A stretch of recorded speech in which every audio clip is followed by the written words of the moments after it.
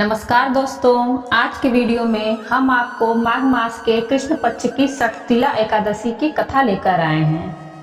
एक समय दालभ्य ऋषि ने पुलत्स्य ऋषि से पूछा कि हे महाराज, पृथ्वी लोक में मनुष्य ब्रह्म हत्या जैसे महान पाप करते हैं, पराये धन की चोरी तथा दूसरों की उन्नति देखकर ईर्ष्या करते हैं, साथ ही अनेक प्रकार के व्यसनों में फंसे रहते हैं, फिर भी उनको नरक प्राप्त नहीं होता।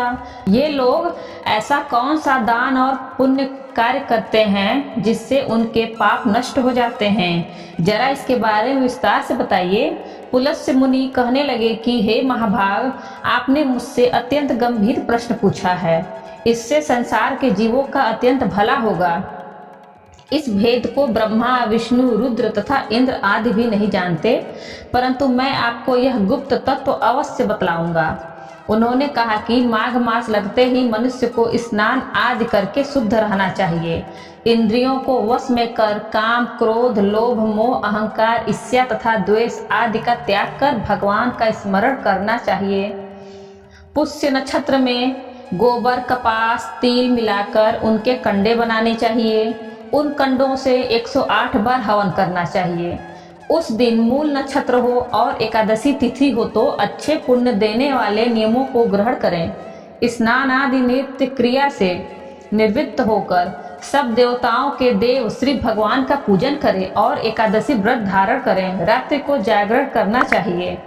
दूसरे दिन धूप, दीप, नैवेद्य आदि से भगवान का पूजन करके खिचड़ी का भोग लगाएं। तत्पश्चात पेठा, नारियल, सीताफल या सुपारी का अर्घ देकर स्तुति करनी चाहिए। हे भगवान, आप दीनों को शरण देने वाले हैं, इस संसार सागर में फंसे हुए लोगों का उद्धार करने वाले हैं। हे पुंडरीकाक्ष, हे विश्वभावन, हे पूर्वज, हे जगतपते, आप लक्ष्मी जी सहित इस तुच्छ अर्घ को ग्रहण करें। इसके पश्चात जल से भरा कुंभ ब्राह्मण को दान करें तथा ब्राह्मण को श्यामा गौ और तिल पात्र देना भी उत्तम है। तिल स्नान और भोजन दोनों ही श्रेष्ठ हैं।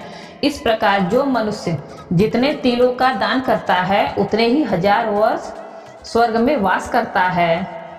पहला तिल स्नान, दूसरा तिल का उपटन, तीसरा तिल का हवन, चौथा तिल का तर्पण, पांचवा तिल का भोजन और छठवां तिलों का दान। ये तिल के 6 प्रकार हैं।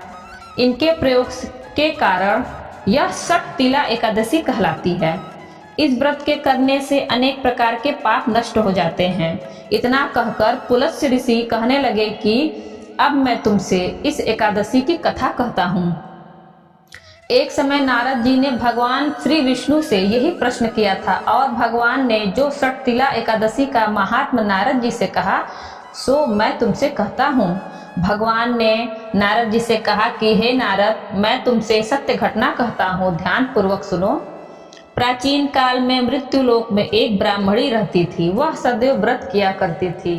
एक समय वह 1 मास तक व्रत करती रही।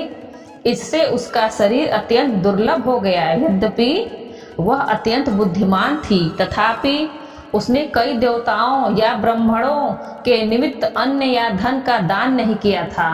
इससे मैंने सोचा कि ब्राह्मणी ने व्रत आदि से अपना शरीर शुद्ध कर लिया, अब इसे विष्णु लोक तो मिल ही जाएगा, परंतु इसने कभी अन्न का दान नहीं किया।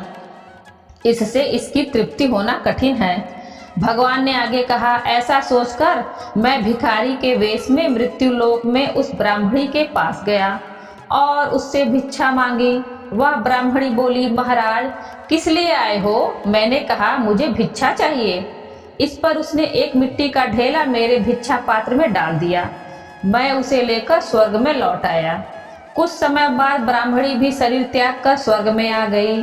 उस ब्राह्मणी को मिट्टी का दान करने से स्वर्ग में सुंदर महल मिला, परंतु उसने अपने घर को अन्न आदि सब सामग्रियों से शून्य पाया।